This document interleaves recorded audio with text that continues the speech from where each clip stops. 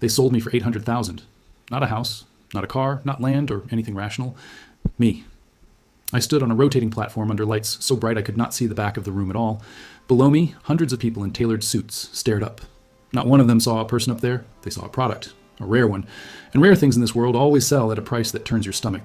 The collar on my neck was white alloy, light, almost comfortable. The first time I shifted wrong, it dropped me. Vision went black. Could not pull air for 4 full seconds. I tested it 2 more times after that, on purpose. I needed to know exactly what it took to trigger it. That information could matter later. Most information does. My name is Kai. I'm 22 years old. And for 3 weeks before that stage, I lived inside a cage. Let me tell you how I got there. Because the how matters more than most people think it does. 18 years ago, something cracked in the upper atmosphere. Scientists called it the fracture. Nobody argued. Nobody knew exactly what had shifted. But part of the human population began waking up fundamentally different after that.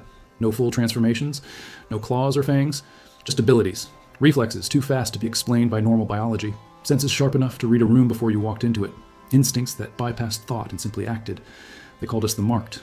And 5 years after the fracture, someone smart and rotten found the business model. First they hired us as security, then as athletes. Then the underground market opened and things escalated fast. Then that underground market got a legal name, marble floors, and soft lighting. Then came the auctions, clean and official. Officially, the contracted services exchange. A marked individual signs a 5-year deal with a wealthy buyer. The buyer gets a personal asset with capabilities no ordinary human can match. Both parties benefit. Everyone wins, officially. Unofficially, it was human trafficking in an expensive suit. Everyone simply agreed not to use that specific phrase. I had known what I was since 14. Snow leopard. Rare classification. Fewer than 90 of us on the continent. Speed that makes trained fighters look like they are standing still. Hearing that works clean through 2 solid walls. A sense of smell precise enough to taste exactly what someone is feeling before they consciously register it themselves. Fear, greed, guilt. They all carry a distinct scent. I had been reading people this way for 8 years undetected. And there was something else, a third ability that I had never shown another person and had absolutely no plans to reveal now.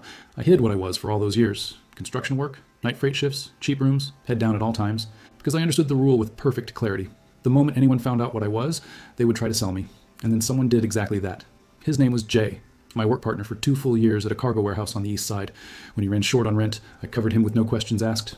When his sister got sick, I gave what I had. He sold me to a bounty team for 300,000, gave them my exact schedule and my route home from work. I'm not angry at Jay. I want to be clear. I understand what desperation does to people under enough pressure. I'm angry at myself. My nose should have caught it a full week before he made that call. I know that combination. Fear layered over calculation. Guilt that is already committed to a decision. I've read that scent many times. I was just not paying attention. I got tired.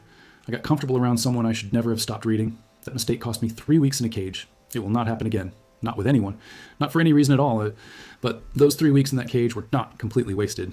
Guards get very sloppy around a marked person wearing a collar. They assume the suppression means the threat is neutralized. So they talk openly, complain, let things slip out. I lay in that cage and listened to everything. Stored every name, every number, every overheard fragment I could catch. By the time they walked me onto that platform, I had a map of this organization that its own managers did not have. The auction hall was the size of a theater, designed to look completely legitimate.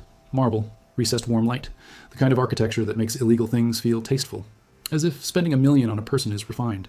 There were 12 of us rotating that night, different mark types. I could smell each of them through the filters. Wolf, lynx, eagle, bear, all high-value classifications, all young. All wearing the exact same blank expression, controlled, giving nothing away. That was the unspoken agreement among 12 strangers who would never meet again. Do not give this room what it came here to see. We all understood that completely without a single word exchanged between us. I stood straight and looked out at the crowd like I was mildly bored. Because I had decided on night 1 in that cage. Whatever happened to me on that stage tonight, they were not going to see fear from me. Not once, not for 1 single second. The host was a polished man in a white fitted jacket who had clearly been running these specific events for a very long time. He moved through the lots like he was selling art, warm, professional, entirely comfortable with all of it. By the time he reached my lot, the room had loosened up and the money was flowing easily. Lot 12, marked classification, snow leopard, age 22, physical capability index, 94 of 100. One of 83 registered snow leopard carriers currently on the continent. Starting bid, 200,000. The room came alive fast. I stood under those lights and did quiet math. 83. Last year the count was 91. We keep disappearing, and not one person in that room considered that worth pausing on. Noted. The bids climbed fast. 300. 5. 7. I tracked them with half my attention while the rest scanned, memorizing faces, reading the scent of each bidder that drifted up to the platform, a weapon they cannot collar. And then a voice cut through the entire room, cold and precise like a blade finding exactly the right place. 1 million. The room stopped completely. Not slowed. Stopped. Even the host blinked once before recovering his professional face. I found the source before anyone else had turned to look. Third row, far left seat. A girl. No, that word is too small and far too harmless. This was something different. I recognized it immediately. She sat like the room had been designed around her specifically, back straight, arms folded, expression almost bored. But her eyes were not bored at all. Sharp, dark, completely awake behind that composed face. Copper hair pulled back. She was looking directly at me. Not the way you look at something you're evaluating for purchase or considering for its use. The way you look at a problem you have already solved completely and simply have not yet informed the problem itself about. I did not like that look. Not even slightly. It meant she had already decided. Decisions made before I arrived are problems. 1 million from Miss Saul, the host announced. His voice had quietly acquired a new texture. The careful kind of respect. The kind that surfaces when someone is slightly nervous about who they are speaking to in front of a crowd. Any further bids? Silence settled fast. Sold. No drama. She lowered her phone, uncrossed her arms, and returned to whatever she had been reading before bidding. Like she had approved a routine calendar request. Like $1 million spent on a person required no visible reaction at all. Backstage, forms, collar calibration, transfer documents. An older staff member spoke quietly while filling paperwork. You got a decent draw. Saul family runs clean. Collar off in 7 days once the contract clears the public registry. Keep your head down. Do not cause problems. 5 years go faster than you think? I looked at him and said nothing. 5 years. He genuinely believed I was going to stay here for 5 years. The car was black and nearly silent. Guard on my right. Window on my left. Wet city lights sliding past in the dark. Saul Wynn sat across from me at a small console between the seats. Cup of tea she had not touched, phone in hand. She did not look at me or acknowledge my presence for 12 full minutes. I used every single one of them to study her. Tired but not showing it. Carrying irritation about something unrelated to me. I could taste the difference clearly. Under the expensive scent she wore, something sharper lived underneath. Ink, metal, something faintly chemical. She was not an heir who bought a status symbol. She worked. The scent of real effort was layered underneath everything. Intelligent buyers are harder to navigate around than careless ones. I noted that carefully and filed it away. When she finally looked up, it was direct. No warm-up, no preamble. Your name is Kai. Classification, snow leopard. That is everything I need for now. Do you have questions? Her voice was level, not cold, not warm. Efficient, the tone of someone running a scheduled meeting on time. I had many questions. I chose the simplest available. Why me specifically? A slight tilt of her head to one side. That was the first real physical reaction she had produced since I sat down across from her. Protection. I run operations that attract the wrong kind of attention sometimes. Snow leopard is the right profile. You could hire trained professionals? I did. 2 were bought out by competitors before month 3 was over. The third had existing ties to a group I was actively investigating. A marked individual has fewer outside incentives. Clean logic from someone who has already made all the relevant mistakes and learned from each one thoroughly. The collar comes off in 7 days. After that, the incentive question becomes relevant again. After 7 days, you will understand enough to know that working against me is not worth any cost available to you. I pay what I promise. Terms do not change post-signing. 5 years from now, you leave with a real settlement? That is not a threat of any kind. It is simply an accurate description of how this arrangement actually functions. Nothing more. I looked at her across that small console and thought, she has this speech memorized, refined through repetition. She knows exactly how to frame a deal, so it sounds like the only rational option. She's been doing this for years. The estate was a compound on a ridge outside the city. High gates, cameras covering every approach. Serious guards. Guards with the posture of people who had genuine training behind them, not just a uniform and a weekend course. I cataloged every position automatically as the car came up the drive. My room was on the 3rd floor, a real room. Bed, desk, window facing the back garden. No deliberate discomfort. Not a cage furnished to look like something else. The guard at the door said, 7 a.m. sharp. I nodded once, waited for the door to close fully, then walked to the window. 3rd floor. Old ivy on the exterior wall, roots thick enough to hold real weight.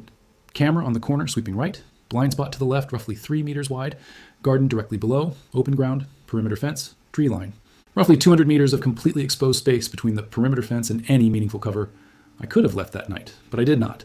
A snow leopard does not sprint across open ground when the whole city network is still running your face. You wait. You read the full situation. You choose the right moment rather than simply the earliest one available. And I had heard something specific in that holding facility. Fragments drifting through the walls at 2 a.m. when guards got comfortable.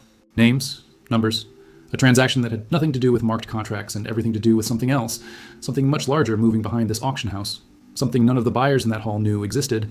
3 weeks. I would take 3 weeks to understand it fully. Then I would decide exactly what to do with what I found. At 7 a.m., her office told me more than she had. 3 screens running simultaneously, stacks of organized files. I caught 2 company identifiers before I was fully through the door. One had been in the news for the wrong reasons. Whiteboard covered in marker diagrams, some erased. A narrow couch with a blanket folded in the often used way. She was already working when I sat down, held up one finger without looking. I waited. 4 minutes. She closed the screen. Ground rules, simple. She folded her hands flat on the desk. When I leave this estate, you're with me. Distance and positioning are your call entirely. You read threats better. Inside, you move freely. One restricted wing.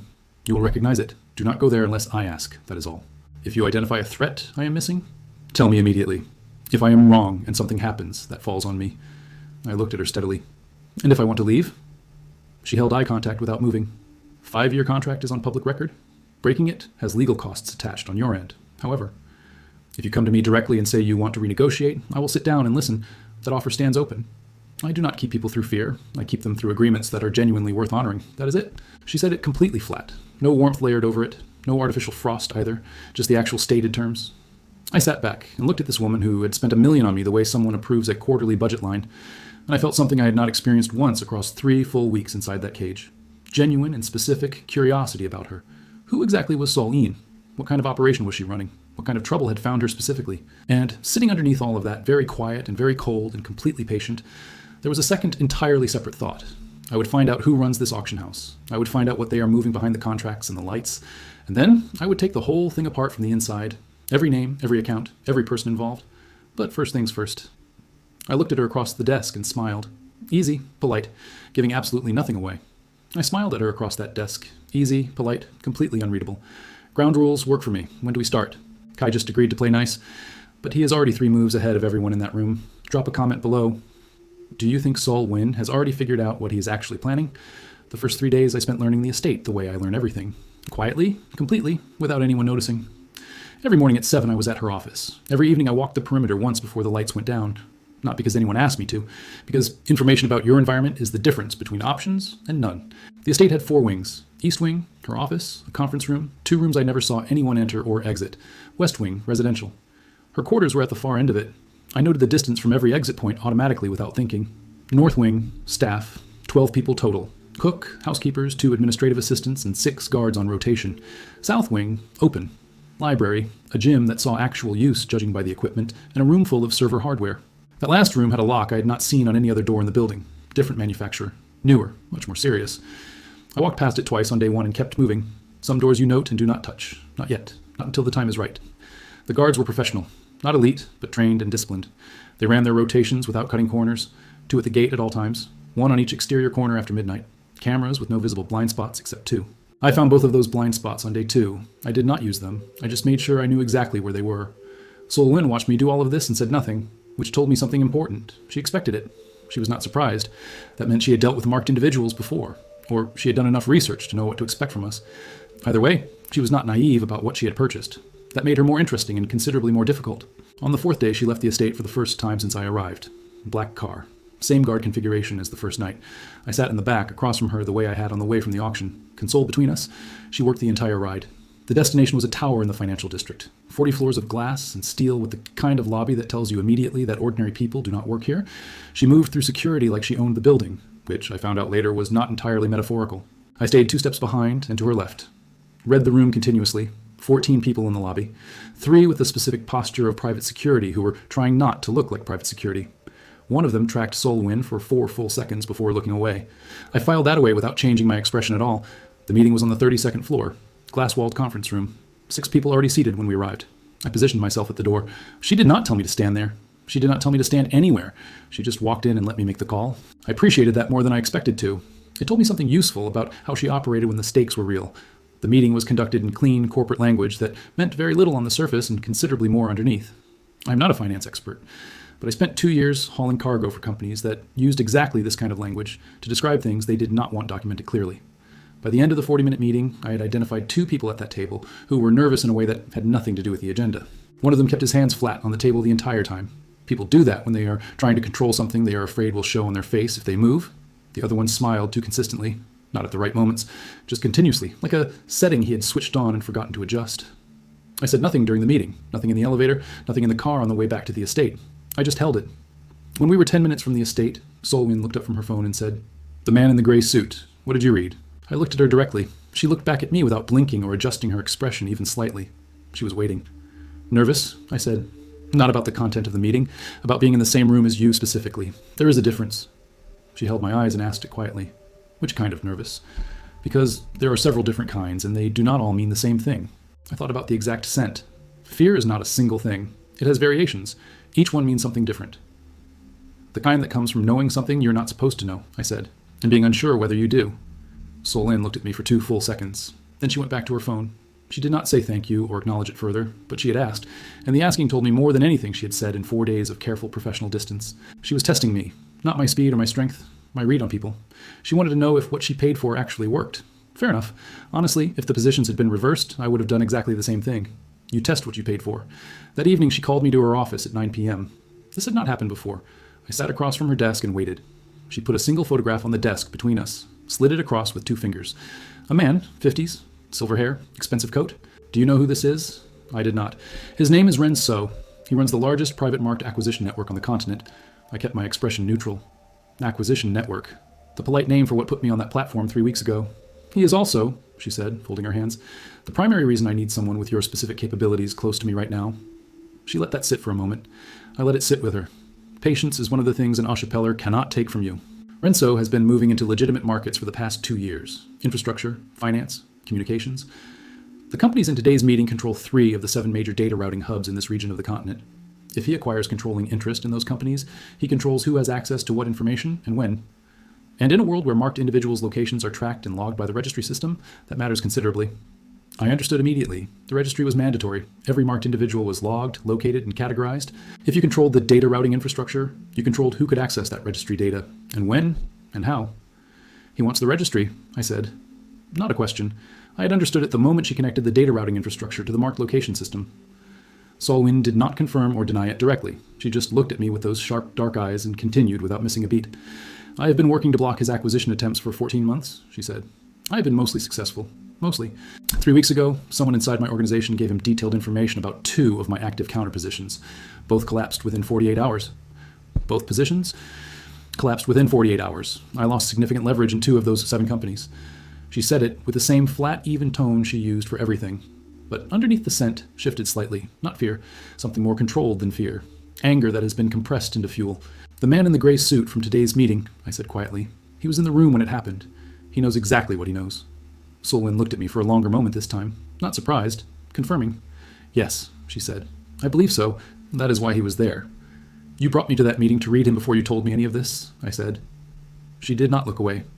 Yes, correct. I sat back in the chair, looked at the photograph of Reno, silver hair, the kind of face that has been comfortable with authority for so long it has stopped knowing it is performing anything. I sat back in the chair and looked at her steadily. What do you need from me? I asked. Specifically, not the general version. The same thing I said in the car on the first night, she said. Stay close, read the room. Tell me what you find. I held her eyes across the desk. And if what I find in that room requires more than just reading? What is the threshold? She met my eyes steadily. Then we discuss what more means before you do it. I do not send people into situations without full information. That is how you lose people. I looked at her across that desk and thought, she has lost people before. That sentence did not come from a textbook. I picked up the photograph of Reno and looked at it more carefully. The kind of man who built something ugly and called it infrastructure. The kind of man whose operation had put 83 snow leopards through a system that kept reducing that number year by year. I looked at the photograph of Reno for 3 more seconds. Then I put it back on the desk, face down. All right, I said. Sol-In picked it up without a word and slid it into a folder and closed the folder. The meeting was over. She was already moving. I was already halfway to the door when she said my name, just the one word. I stopped walking, turned around slowly to face her. The collar comes off tomorrow. The registry confirmation cleared this afternoon. She said it without any particular weight, like a calendar item. I nodded once, walked out, closed the door behind me carefully, stood in the empty hallway for exactly 4 seconds before moving. Tomorrow, after 7 days of a weight around my neck that reminded me every hour what I was in this place. Tomorrow, I went back to my room, sat on the edge of the bed in the dark without turning on the light, looked at my hands for a while, 3 weeks in a cage, 7 days in a collar, and somewhere behind all of it, a man with silver hair who built the system that made both of those things possible. I had a direction now, not just a goal of getting out, an actual direction. That was new. It changed the entire calculation. I lay back on the bed and looked at the ceiling and let myself do something I had not done once since the night Jay made his phone call. For the first time since Jay made his phone call, I let myself plan forward instead of only planning a way out.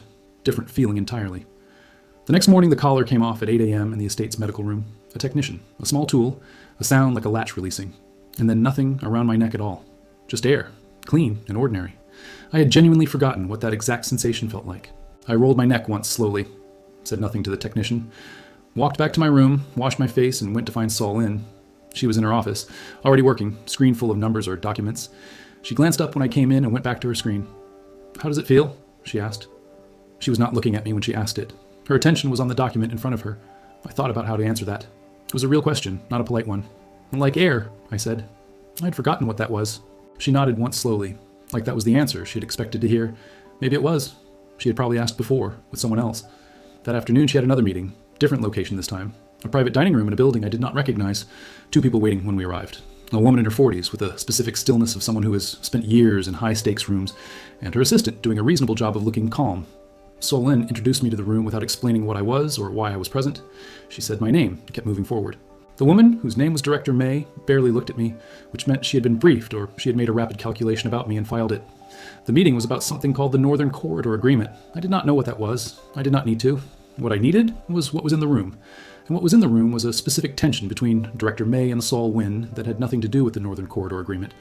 Director May was measuring something, recalculating something, and whatever she was recalculating, she had not reached a conclusion yet. Halfway through the meal, 3 men came through a side door I had identified and marked as a potential entry point when we first arrived. They were not staff. Staff moved differently. These 3 moved like people who were trying to look like staff and had not practiced it enough. I was on my feet before they were fully through the door. Hand on Sol Win's shoulder. Firm, not rough. Enough pressure to communicate. Do not move. She did not move. She did not make a sound. She just went completely still in her chair, which told me she understood exactly what the touch meant. The 3 men stopped walking the moment they registered me on my feet. The one at the front reached slowly into his jacket. Across the room in the time it takes to blink. I had the front man's arm controlled before his hand cleared his jacket. His 2 companions froze. No one said anything for about 3 full seconds. Then the front man, very carefully, removed his hand from his jacket and showed me both palms. I held his arm for 2 more seconds. Read him completely. He was frightened. Not of me specifically yet, of how badly this had just gone wrong for them. I held for 2 more seconds, so the message was fully received. Then I let go. Stepped back, positioned myself between him and Sol Yin. "We were sent by someone who wanted a meeting," the front man said.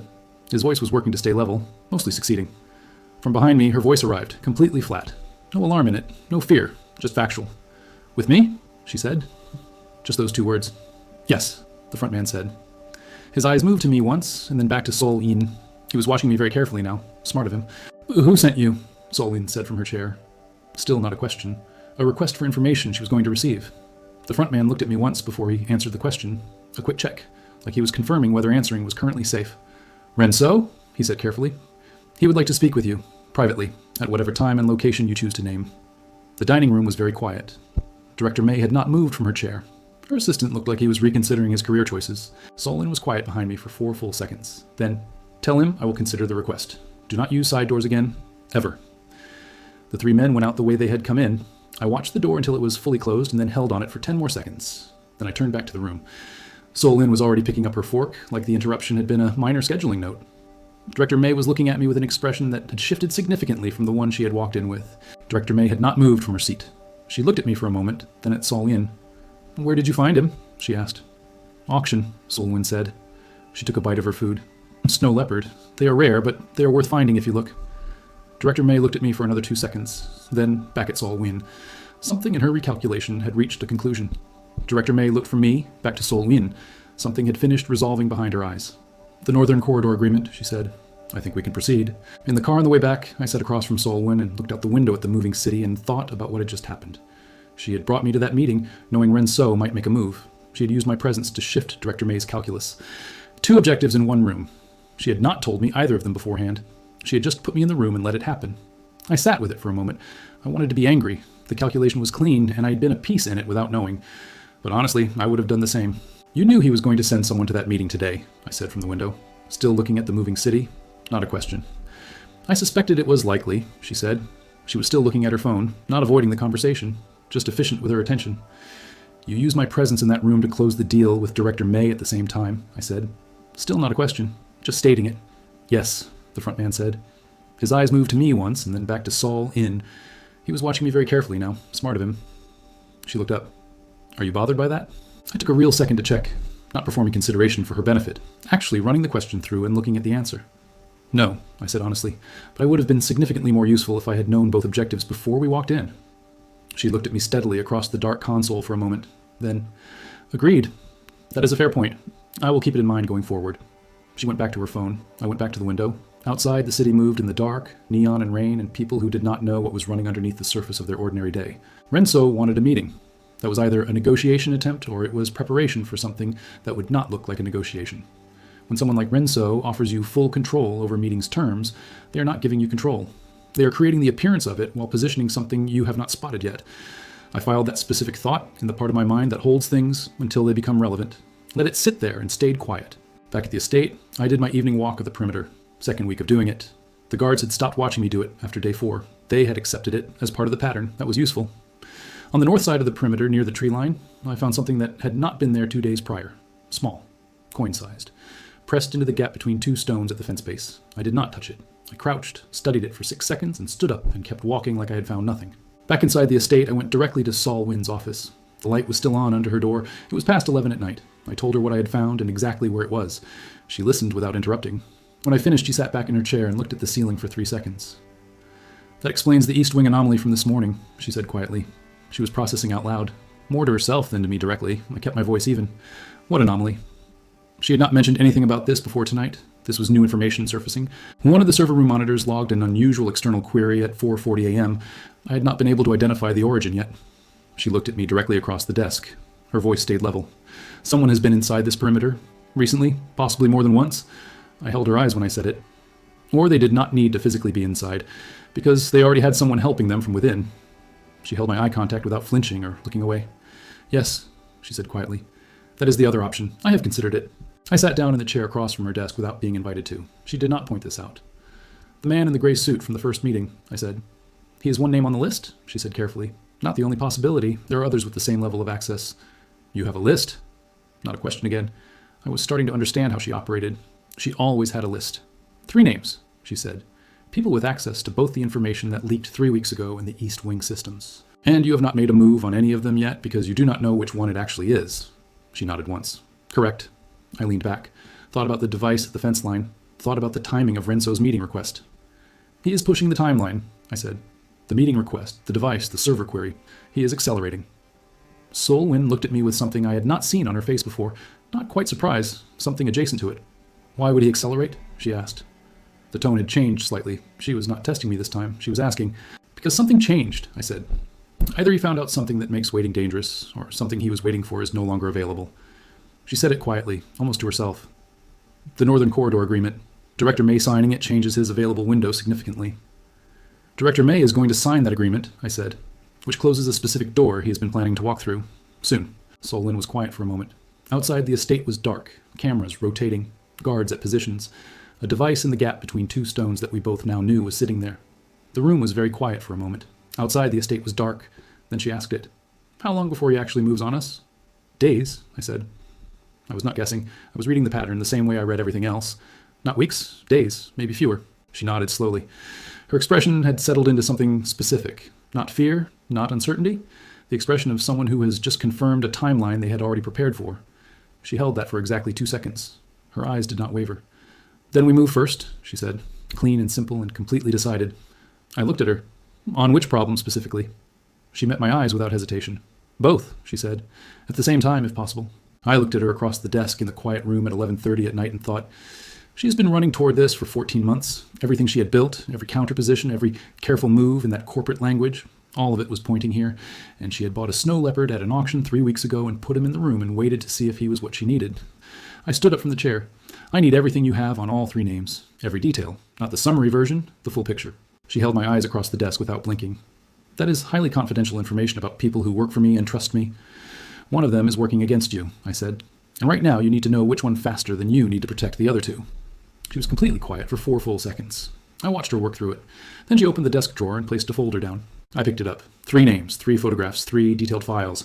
The kind of thoroughness that only comes from someone who prepared these specifically because they knew this moment was coming. You already anticipated this, I said, looking at the thickness of the folder. You built these files before anything actually went wrong. I build contingency files on everyone with critical access, she said. I started doing it 3 years ago after the first time someone I trusted made a decision I did not see coming.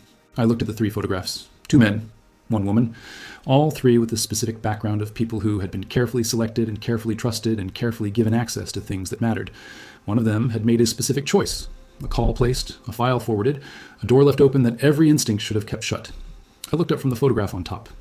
Give me 48 hours, I said. I kept my voice level and my face completely clear. Solwyn looked at me across the desk. Her expression did not shift. To do what, exactly? She asked. Be specific. To find out which one, I said, without tipping any of them off, without making a single move they can report back on. She held my eyes for a long moment in the quiet room. Outside, the estate was dark. The device was still in the stones, and somewhere in the city, a silver-haired man was accelerating his timeline. She considered it for 3 full seconds. Then, 48 hours, she said, and Kai. She waited until I was at the door. I stopped at the door and turned back to face her. The office was quiet around us, and the night outside was completely still. Do not confront anyone in that building, she said clearly. Do not reveal anything about what you know or suspect. Observe only. I looked back at her from the doorway. I know how to be completely invisible when I need to be, I said. That is what I am. I know, she said. She held my eyes for one final second. That is the only reason I'm placing those files in your hands. I walked out with the folder and went to my room and sat at the desk and opened it under the light and began to read. 3 people, 3 lives carefully documented, 3 sets of access logs, communication histories, behavioral notes. One of them was in contact with Renso. One of them had fed 14 months of Sol Wun's careful work into the hands of a man who built an empire on selling people. I read every page twice, looked at every photograph, let the information settle into the part of my mind that sorts and connects and waits for the pattern to surface. The pattern always surfaces eventually, every single time. You just have to give it enough room and enough silence and enough patience. Outside the window, the whole estate was completely quiet and still. Guards at their assigned positions, cameras completing their rotations. And somewhere in this building, behind a door I had cataloged on day 1, someone was sleeping, who had decided to put people on rotating platforms under bright lights for a room that saw products, not persons. I was going to identify which one it was, which room, which person, which door had been quietly left open for 14 months of damage. And when I found it, the plan I had been building carefully since night 1 in that holding cage was going to change shape entirely, because somewhere in those 48 hours, I'd stopped thinking about burning the auction house down from the outside. I was starting to see a better entry point than the one I had originally mapped, one that could solve more than a single problem at once. I closed the folder, set it on the desk, looked out the dark window at the grounds I had memorized completely. 48 hours was enough. I had operated on less time and considerably less information before and come out intact on the other side. I put my hands flat on the desk and let myself think, really think. The long, patient kind that my classification does better than almost anything else.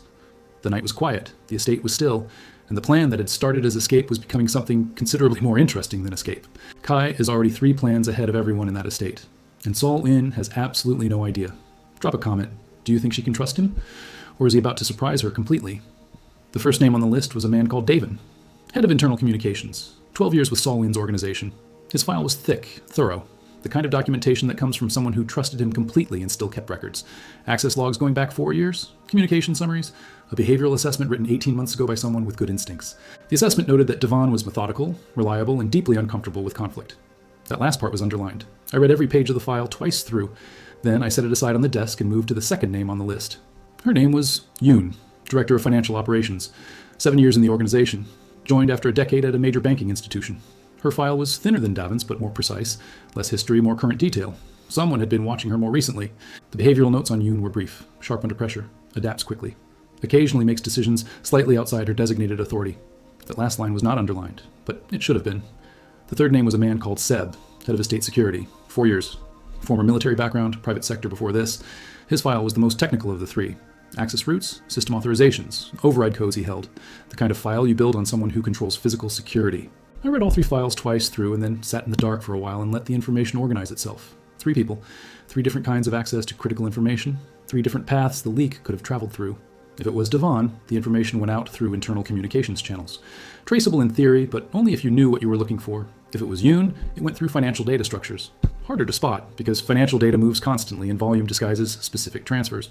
If it was Seb, it went out physically or through the security system itself. The most direct route, also the most dangerous for him personally. I thought about the device at the north fence line, coin-sized, pressed carefully into the gap between 2 specific stones. A communications director would send data remotely, a finance director would transfer it through layers of legitimate-looking transactions, a security director would know exactly where to place a physical device and exactly which rotation schedule to use to make sure no one found it during normal checks. I went to sleep at 2 in the morning with the folders closed on the desk and one name sitting clearer than the other 2.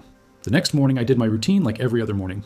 7 a.m. office check, perimeter walk, casual pass through each wing of the estate, except this particular morning I was not just mapping the estate's structure, I was mapping 3 specific people as they moved through it.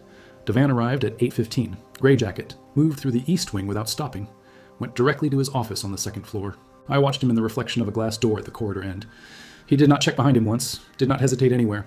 The walk of someone who has repeated it for 12 years without variation. Yoon arrived at 8:40. She came in through the side entrance, which was unusual. I noted it without moving. She stopped twice on the way to her office, once to speak to a housekeeper, once to check something on her phone with a specific focused attention that had nothing to do with a casual morning notification.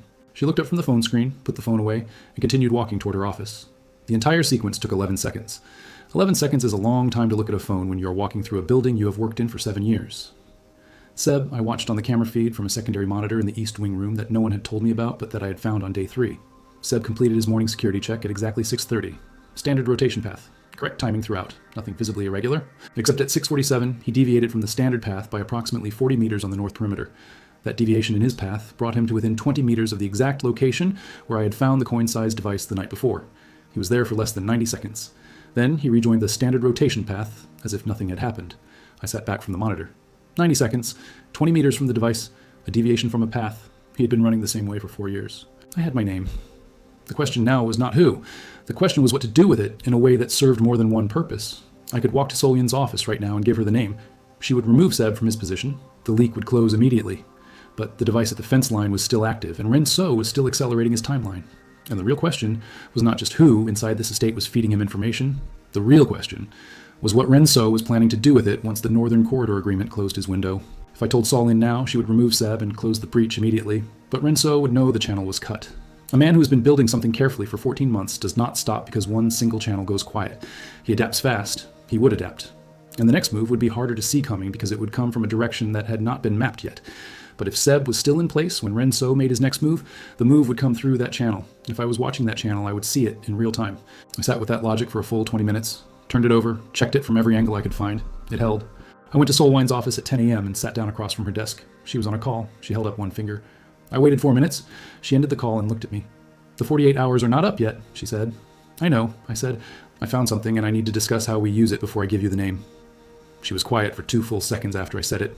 Her expression did not shift in any direction. Then, "All right, go ahead." I laid it out, everything I had observed. The morning deviations, the timing, the device placement, the logic of what it meant and what it did not mean. Then I laid out the 2 options. Tell her now, remove Seb, close the breach immediately. Or hold the information and use the open channel as a way to see Ren So's next move as it happened. Sol-Win listened to every part of it without asking a question or interrupting once. She let the full logic arrive before responding. When I finished, she was quiet for longer than usual. I let her be quiet. Pressing people toward conclusions faster than they reach them naturally is how you get decisions that look right and fall apart later. "The risk of the second option," she said finally, "is that Seb accesses something through that channel that causes damage before we see the move clearly." "Yes," I said, "which is why we limit what he can access without making the limitation visible to him." She looked at me. "You want to control what he feeds Ren So. I want to control what Seb believes he is passing to Ren So," I said carefully. "That is a meaningfully different thing." She held my eyes for a moment, then something changed slightly in her expression. Not surprise exactly, something more like recalibration. "You are describing an information operation," she said. "I'm describing using the channel that already exists rather than closing it and waiting for a channel we cannot see yet." Sol-Win leaned back in her chair and looked at the ceiling for 3 seconds. A thing she only did, I had learned, when she was running a scenario through its possible endpoints very quickly. She looked at the ceiling for 3 seconds. Then her eyes came back down to me. "What specifically would we feed him?" she asked. "Something that looks like an internal disagreement about the Northern Corridor Agreement terms. Something that makes it appear there's a fracture in your position that he can move into. And when he moves into it," she said slowly, "we see exactly what move he was already prepared to make." "And we know the full shape of it," I said. "Not just the edge we can currently see." Sol-Win was quiet for a long time. Outside the window, the estate grounds were bright with morning light and very ordinary looking. "This is a significant risk," she said. "If Seb realizes what we are doing before Ren So moves, we lose the channel and lose the information advantage at the same time." "Seb has been careful for a long time," I said. "But careful people get comfortable when nothing goes wrong. He will not be looking for a counter-operation at this stage." She held my eyes steadily across the desk. "You are very confident about that assessment," she said. "I want to understand why." "I am reading the file you built on him," I said. "And I am reading the way he moves through this building. He is not checking for countermeasures. He stopped worrying about discovery weeks ago." Sol-Win looked at me. She had the expression she sometimes wore when she was deciding whether to trust a calculation she had not built herself. "All right," she said, "but I want daily updates, not summaries.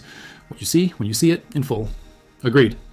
And if at any point you believe the risk has shifted to a level where the cost of waiting outweighs the value of the information, you tell me immediately and we shut it down." "Agreed." She nodded once. "Then let's build the information we are going to let him find." That afternoon, I spent 3 hours in Sol Win's office working through exactly what Seb would see and when. We built a false internal memo, a documented disagreement between Sol Win and Director May about specific Northern Corridor agreement terms. Detailed enough to be convincing, vague enough in the right places to leave Renso room to move into what looked like a real gap. Sol Win wrote it herself. I read every draft and told her what a person looking for leverage would focus on and what they would dismiss. By the third draft, it was exactly right. Specific, plausible, the kind of internal friction that looked like a genuine crack in a relationship that had taken months to build. She placed it in a file location Seb could access, but that sat outside his standard daily work. The kind of location a careful person checks occasionally when looking for anything worth passing on. Now we waited for Seb to find what we had placed for him to find. And while we waited, Renso's timeline continued compressing. I spent the next 2 days in a pattern that looked like my normal routine from the outside. Morning perimeter, office check, accompaniment when Sol Win left the estate. But underneath the routine, every sense I had was running continuously at a level I had not held this consistently since the weeks before Jay made his call. The third morning I was on the secondary monitor, in the east wing at 5:45, when Seb completed his deviation again. 90 seconds, same location. But this time, when he left that spot on the perimeter, his pace back to the rotation path was fractionally faster than it had been the first morning. Small difference, barely visible even watching specifically for it. But pace change distinguishes someone checking a location from someone who has confirmed a result and wants to exit the area efficiently. He had found the false memo, and he had passed it. I went to Sol Win's office at 6:15. She was already there. I told her what I had seen. Sol Win was quiet for a moment after I told her. Then she asked the question that mattered most right now. How long before he responds? If it reaches him directly, hours. If it moves through intermediaries, a day at most. I sat down. He is not going to sit on it. The Northern Corridor timeline is still compressing. She nodded. Her hands were flat on the desk. Then we need to be ready for the response to come from a direction we have not seen him use before. The meeting request, I said. He sent 3 people through a side door to ask for it. He is still waiting for your response. Sol Win looked at me. You think he uses the meeting as the vehicle? He thinks he now has information about a fracture in your position with Director May. A meeting gives him the chance to probe it in person. She was quiet for 2 seconds. If I agree to the meeting, I walk into a room with a man who believes he has leverage he does not actually have. Yes? And while he is testing leverage that does not exist, you are reading what he actually has prepared. The sentence arrived flat and precise, not a question. That is what I am built for, I said. Sol Win held my eyes for a long moment. Then she picked up her phone and sent a reply to Renso's emissaries through a channel I had not known she maintained. She set the phone down on the desk between us. He will confirm a location within 6 hours. I told him 3 days from now. 3 days. 72 hours to prepare for a meeting where everything visible would be misdirection and everything real would be happening underneath it. I stood up from the chair. Whatever location he confirms, I need to go there first and see it before we walk in together. Of course, she paused. Kai, what you built with the memo and the channel, I want you to understand I did not expect that level of operational thinking when I made the purchase at the auction. I looked at her for a moment. The word purchase sat in the room between us, said plainly without apology and without particular weight, just accurate. What did you expect? I asked. Speed, perception, someone who could read a room and keep me physically safe. She held my eyes. Not someone who thinks 3 moves further than the situation in front of him. I picked up the folders from her desk to return them to her. Snow leopards hunt on patience, I said. Not speed. Speed is just the last part, the part everyone sees. I set the folders down carefully on her desk directly in front of her. Then I turned and walked out of the office without looking back. Behind me in the quiet office, Sol Win sat with the folders in front of her and thought about something I did not know, but I could smell the shift in the room clearly even from the hallway. She was recalibrating something significant in that quiet office behind me. And whatever it was, it had nothing at all to do with Renso. The location arrived at noon, a private club on the east side of the financial district. Members only. Security at the entrance better than most government facilities. Room swept for devices twice each day. Renso had chosen well. Neutral ground that was genuinely neutral. No obvious tactical advantage built in for either party, except that he had been there before and Sol Win presumably had not. Environment familiarity is a form of advantage that most people do not count until it costs them something. I went there that afternoon alone. Told Sol Win I needed 2 hours. She did not ask why. She just sent a message to the club's management through a contact I had not known she had there either. The contact worked exactly as Sol Win had implied it would. I toured all 4 private rooms on the upper floor and took my time in each. Layout, sightlines, furniture distances, 2 exits per room, 1 visible, 1 behind a panel the staff showed me without being asked. I noted every structural detail of every room, every exit point, every distance, and then I noted something that had not been in any of the plans. In the third room, the one most likely to be chosen for a meeting of this kind based on its size and its distance from the main floor noise, there was a particular chair positioned at a particular angle. The angle gave whoever sat in it a direct sightline to both the visible exit and the staff door. It also placed their back against a solid wall with no windows. That chair had been positioned recently, and the marks on the floor from the previous position were still visible if you looked at the right angle and the right light. Someone had already prepared this room for a specific person to sit in a specific position. Renso had sent someone ahead. The location was not neutral. It had been prepared. I left the club and walked back through the financial district in the afternoon light and thought about what it meant. He believed he was walking in holding leverage from Seb's information feed. He had physically prepared the room for positional advantage. And he fully expected Sol-In to walk into that meeting already weakened by what he believed was a genuine fractured alliance with Director May. Every single one of those assumptions was wrong in a way he had no way of knowing yet. And I was going to be in the room when he discovered it. The next 2 days were careful and deliberate. I worked with Sol-In on what she would say and what she would withhold, how to present the fracture convincingly, how to let him believe he was finding real purchase in something that did not exist. We built it from the inside out, starting with what was genuinely true, layering the misdirection over it carefully so the structure underneath would support real scrutiny without collapsing. Sol-In was precise in this kind of work, better than I expected. She knew exactly which details would land and which would oversell. She had done versions of this before, clearly in different contexts. On the second evening, she was going over the final version of her planned responses when she stopped mid-sentence and looked at me. "Can I ask you something that is not about the meeting?" she said. I waited. "The night they brought you to the auction, in the holding facility, you said you heard things through the walls." She asked it directly. "What specifically did you hear about Renso through those walls?" "The exact details, not the summary." I looked at her. This was the question she had been building toward for days. I had felt it in the way she sometimes paused in the middle of other conversations. She was not asking because she needed it for the meeting. She was asking because she had realized there was something I had not told her, and she wanted to know what it was. I thought about how to answer honestly without giving her more than she needed before the meeting. Some information changes the way people perform. The performance in that room needed to be precise. He was not mentioned by name, I said, but a transaction was described. A large transfer of marked individuals, not through the auction system, something separate. Sol-In was very still. "What kind of transfer?" "The kind that does not go through any registry," I said. "The kind where the individuals involved do not sign contracts." The room was completely quiet. Outside, it was evening. The estate grounds were dark and still. "How many?" she asked. "The number mentioned was 40 individuals," I said. "Moved over a period of approximately 6 months through a system with no paper trail." She held that for a moment. When she spoke again, her voice was the same level tone she always used, but underneath the scent had shifted into something compressed and very controlled. "That is why you stayed," she said. It was not a question. "Not because of my offer, not because of the contract." I looked at her.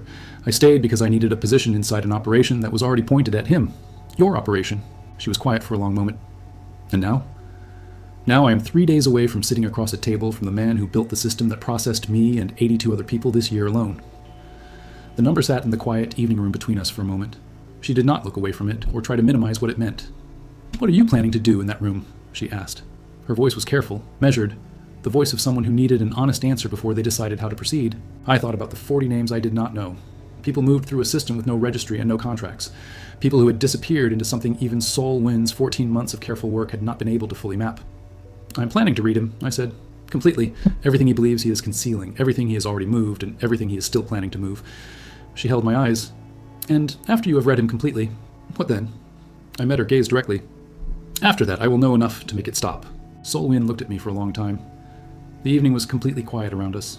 Outside, the estate was still and dark and ordinary looking from any distance. She looked at the documents for a long moment.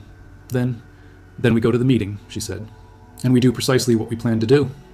She looked down at the documents on her desk. "And Kai." She did not look up. "Whatever you heard through that wall, whatever the full shape of it is, I want to know all of it when this is over." "You will," I said. I walked out of her office and went back to my room and stood at the window and looked at the dark grounds and the tree line beyond the fence. 3 days. I had been moving toward this since the night Jay made his call. Through the cage and the collar and the auction and the 7 days of careful observation inside these walls, every single piece of the last 3 weeks had been pointing toward one specific room on the upper floor of one private club in the city, where a silver-haired man would sit in a chair he had already positioned and believe completely that he controlled everything in that space. He had been wrong about that for a long time already. He just had not encountered the specific circumstance that would show him yet. He had been wrong about a lot of things for a very long time. He had built an empire on the assumption that the people moving through his system were products, things with grades and indexes and starting bids, not people who listened through walls, not people who planned forward, not people who had been waiting patiently for exactly this kind of room with exactly this kind of access for exactly this long. I put my hands flat on the windowsill, looked at the dark tree line, let myself feel the full weight of what was 3 days away. Then I let it go. Compressed it back into the patient cold stillness that lives underneath everything else. 3 days. The plan was in place. The channel was set. The room was mapped. I had everything I needed. Now I just had to be what I actually was. Not the product on the platform, not the asset in the contract. The snow leopard who had been watching and waiting and building from the very first night in that holding cage. 3 days. Left now.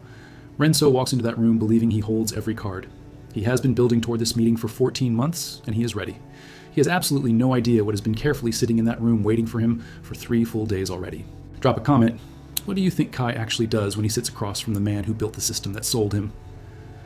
The morning of the meeting, I was up at 4:30, not because I could not sleep, because there was one more thing I needed to do before we walked into that room.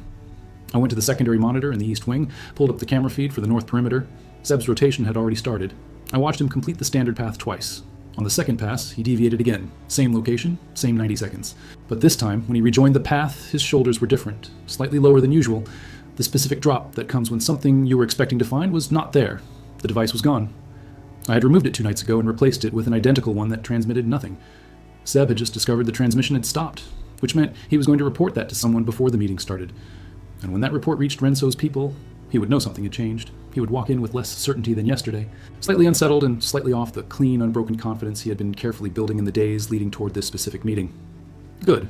Unsettled people make different decisions than confident ones. They reach for their prepared moves faster, and when you reach for something prepared under pressure, you show its shape before you use it. I left the east wing and went back to my room and changed into clothes that fit the club's environment. Dark jacket. Nothing that would draw attention. Nothing that would suggest what I actually was.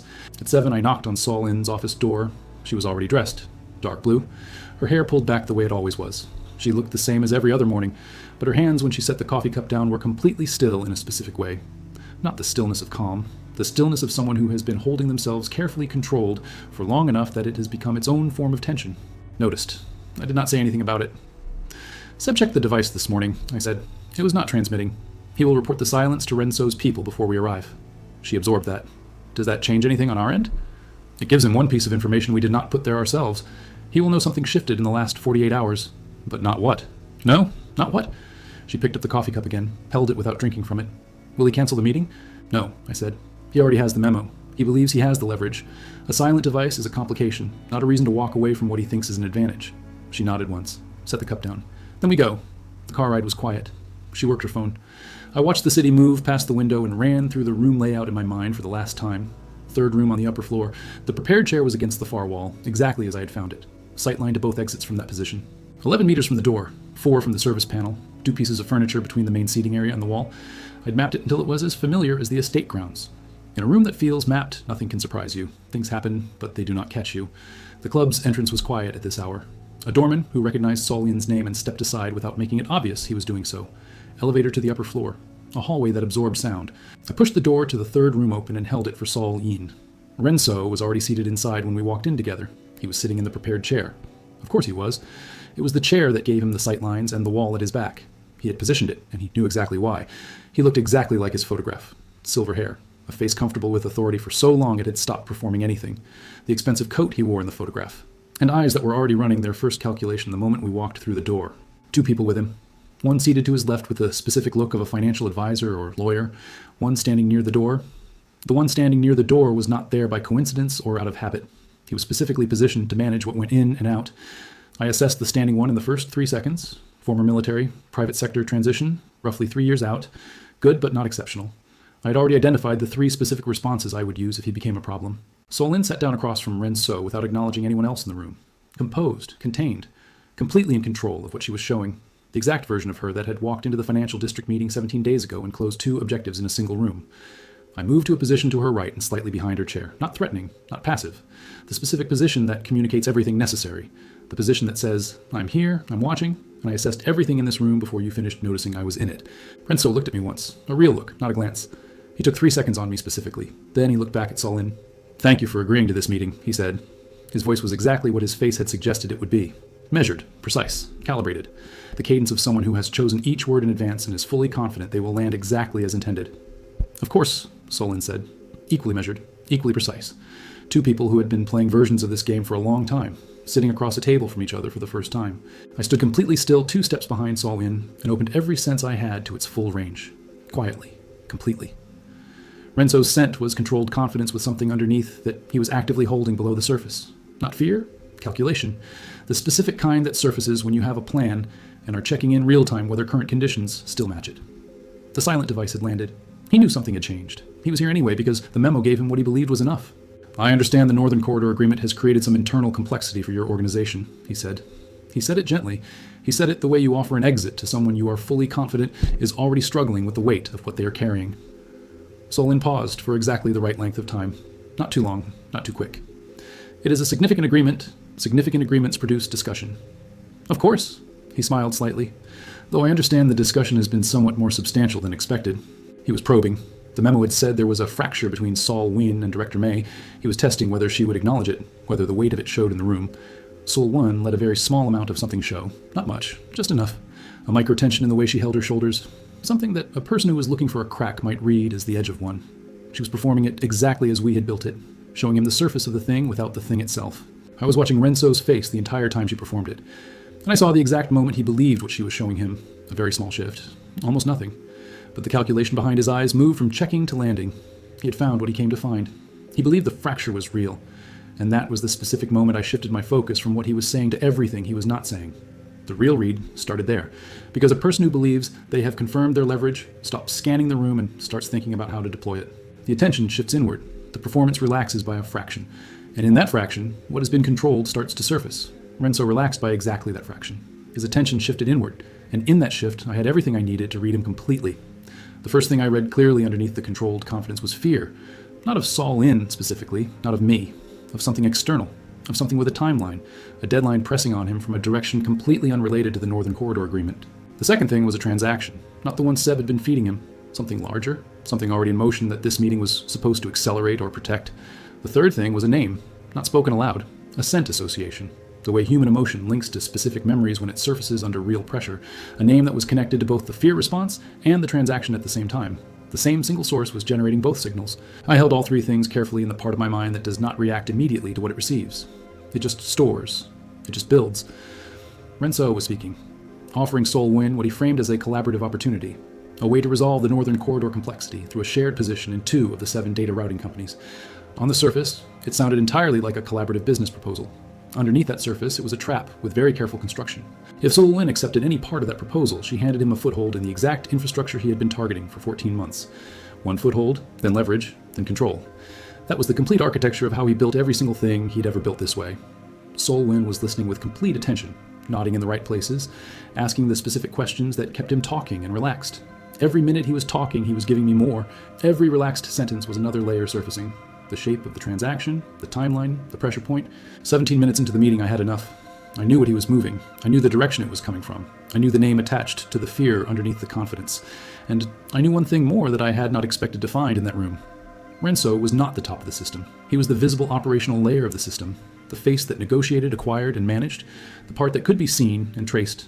Behind him, funding all of it, was someone else entirely. Someone whose name I now had in the scent memory I pulled from the moment his guard came down. I did not move, did not change my expression, did not let any of it show in the room. I stood behind Sol Win and held all of it steady and waited. Sol Win brought the meeting to a natural pause, set down the pen she had been holding. I appreciate the proposal. I will need time to review the specifics before any response. Renso accepted this with the grace of a man who believed he had already won the important part of the conversation. Of course, I look forward to your consideration. They both stood. The social architecture of the ending. Handshake. A few words of appropriate warmth that meant nothing. And then Renso looked at me again. The same real look he had given me when we walked in. 3 full seconds. Snow leopard, he said, when he looked at me the second time. Not a question, just identifying, like reading a product label. Yes, I said.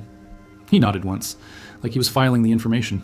Then he walked out with his 2 people and the room went quiet. Sol Win stood at the table for a moment without moving. Then she sat back down, which was not what we had planned. We were supposed to leave immediately. I sat down across from Sol Win at the same table where the meeting had just happened. What did you find? She asked. Very level, very still. I told her everything. The fear and the timeline and the transaction and the name behind the name. All of it exactly as I had read it, in the order I had read it. She listened without interrupting, the way she always did when the information was real, and she needed all of it before she could process any of it. When I finished, she was quiet for a long time. Outside the room, the club continued its quiet operations. Down the corridor somewhere, a door closed softly. She was quiet for a long moment. Then, the name, she said. Say it one more time. I said it again exactly as I had the first time. She closed her eyes for 2 seconds. When she opened them, they were the same sharp, dark eyes they always were. But something behind them had reconfigured. I know that name, she said quietly. Something had shifted behind her eyes when she said it. I thought you might, I said back. If what you read is accurate, the acquisition attempts were never specifically about the Northern Corridor Agreement. She was working through it as she spoke. They have been about positioning for something considerably larger than any single agreement. The Northern Corridor was just one piece of it. Yes, I said. She held my eyes steadily. And Rinso is not the architect of the system. He is the mechanism of it. Yes, I confirmed. She looked at me across the table in the quiet room. How certain are you about what you read? The scent reading? How precise can it actually be? It was a fair and specific question. A real one that deserved a real answer, not doubt about what I had read. Assessment of its precision. Emotions are precise, I said. Specific emotions attached to specific triggers carry specific signatures. What I read was not interpretation. It was the direct signal from the source. And the name was attached to the fear response, not casually, structurally, the way a threat attaches to the source of the threat. She absorbed this. Her hands were flat on the table. Then we have the architect. We have the architect's name, I said. That is the start, not the end. She nodded slowly and looked at the table between us for a moment. Then she looked up at me. What do you need to move forward on this? That question, from the woman who had purchased me at an auction 17 days ago, said without any weight of what those words could mean between the two of us in this specific context. I looked at her for a moment. Access to your financial forensics team. Everything they have on the 7 data routing companies and the transaction histories connected to them going back 3 years. You will have it by tonight. And the 40, I said. I held her eyes. The people who moved through the system with no registry. I want to find where they were sent. Solwyn did not look away. That is going to require accessing systems that are not legally accessible. I know. She was quiet for 4 seconds. Then, you will have everything I can get you. We left the club. The car was waiting. The city moved past the windows in the afternoon light. Neither of us spoke for several minutes. The driver's partition was closed. The only sound was the city. Then Solwyn said, without looking up from her phone, the contract. I waited for her to continue. She looked at me from across the back seat. When this is finished, whatever it becomes, I want to renegotiate the terms. I looked at her. To what? She looked up. Her eyes were direct. I have been thinking about what you said, about what snow leopards actually are. Not the platform presentation, not the index score. The patience that sits underneath the speed, I said. That is the part that people do not see. That is what makes the speed possible. And the 3 moves ahead of the current situation, she said. She held my eyes steadily. That is not something I want to own under a 5-year contract. It is something I want working alongside me because it has its own genuine reasons for being there. Those are better reasons than a contract. I looked at her for a moment. The city outside. The afternoon light on the buildings. 17 days since the platform and the collar and the room where everything started. What are you proposing? I asked. A genuine partnership, she said. Not employer and asset, not buyer and contract. Equal terms, equal information, equal stake in what we are building. I thought about the 40 names I still did not know. The system with no registry and no contracts and no legal trace of any kind. The full shape of something that had been running quietly for years, and that 2 people in a car in afternoon light now knew completely. And after we finish this, I said. After the architect and the system and the 40, what then? Solwyn looked out the window for a moment, then back at me. Then we find out what else in this world needs to be broken, she said. She said it simply, without drama, like it was the obvious next step. I held that offer for a full moment, let it sit carefully next to everything I had been building and planning since night 1 in the cage. The escape routes, the timeline, the plan that started as getting out and became something else entirely along the way. All right, I said. She put her hand out, flat, open, the way you offer a genuine agreement to someone you're treating as an equal. I looked at it for 1 second, then I shook it. That evening, I sat in my room with the financial forensics files that had arrived by 6 p.m., and I began to build the map. Not a map of the estate grounds, not a map of exits and blind spots and security rotation schedules, something considerably more significant. A map of a system, names and transactions and routing paths and the specific architecture of how 40 people had moved through a structure that left no official trace. Seb was removed from his position quietly the same evening. Solwyn handled it herself. No confrontation and no visible scene. He was reassigned to a role with no critical access, pending a formal review that would eventually reach the conclusion we both expected. He would not be passing anything to anyone from that position. The channel was closed, but this time, on our terms and our timeline. I worked through the entire night without stopping. The financial forensics files were dense and deliberately complex. That was expected. By 2 a.m, I had found the first transaction thread, thin, carefully structured to look like routine infrastructure maintenance payments across 3 of the 7 data routing companies. But the timing of each payment was not random at all. Every single one corresponded to a very specific date when looked at carefully, and each date, mapped against the fragments I had heard through the holding facility walls 3 weeks ago, corresponded to a movement, a person, a location, a destination. The thread was there. It was buried carefully under 4 layers of legitimate-looking financial activity. But it was there. I kept building. At 4 a.m, Solwyn knocked on my door. She was still dressed. She had not slept either. She came in and sat on the edge of the desk and looked at what I had built on the screen. She was quiet for a long time, reading everything I had mapped. Then, you found the thread. I found the start of it, I said. It goes deeper. This is the visible layer. There are at least 2 more underneath. Solwyn looked at the screen for a long moment. How long would it take to reach the deeper layers? She asked. The ones underneath this one. I looked at the transaction architecture on the screen, the specific kind of complexity that gets built over time by someone with very good advice on how to make something like this durable and hard to trace. You weak? I said. Maybe less if the forensics team can run parallel analysis on the routing company histories. Solwyn looked at the screen for another moment. Then she pushed away from the desk and walked to the window, looked out at the dark estate. And when I bought you at that auction, she said to the window, the calculation was straightforward. Snow leopard classification. High physical index, rare enough that the classification carries real reliability, common enough that the acquisition remained legally defensible at the time. She turned around. I did not run the calculation that produces this. She gestured at the screen, the map, the thread, the beginning of something that was going to take the system apart from the inside. I looked at her from across the dark room. If you had known all of that, I said, what calculation would you have run instead? I asked. She looked at me across the dark room. I would have needed to know that what I was looking at was someone who had already decided what to do with the access. Someone who had already mapped the full operation forward in their own mind before I had even finished raising my hand at the auction. I said nothing, let her finish. I want you to understand something, she said. What I did 17 days ago, buying a person, putting a collar on them, treating it as a legal and normal thing. She stopped. The room was very quiet. It is not something I am comfortable with now that I understand who I was actually dealing with, she said. I'm not going to pretend the contract makes it clean. I looked at her. She was saying it plainly, without performance and without apology, that was really about making herself feel better. Just saying the thing as it actually was. I know, I said. She held my eyes steadily across the desk in the quiet room. I know that you know, she said. That is also part of it. She walked back and sat across from me. Equal terms, equal information. Everything I have access to, you have access to. And whatever we find in those 3 transaction layers, we use it to close the entire system, not just the parts that affect my position. I looked at the map on the screen, the thread that led to 40 names and a destination and a system that had been processing people as products for longer than 14 months. All of it, I said. All of it, she confirmed. I turned back to the screen. The work was still in front of us. A week of it at minimum. And after the week, whatever the map showed us next. Solwyn sat across the desk and opened her own screen and started working. No ceremony, no further words. Just 2 people in a room at 4 in the morning with a map that needed to be finished. I turned back to the screen in front of me. Pulled the financial forensics file back up to the section I had been working through. I started typing. The system had been running for years. It had processed people with grades and indices and starting bids.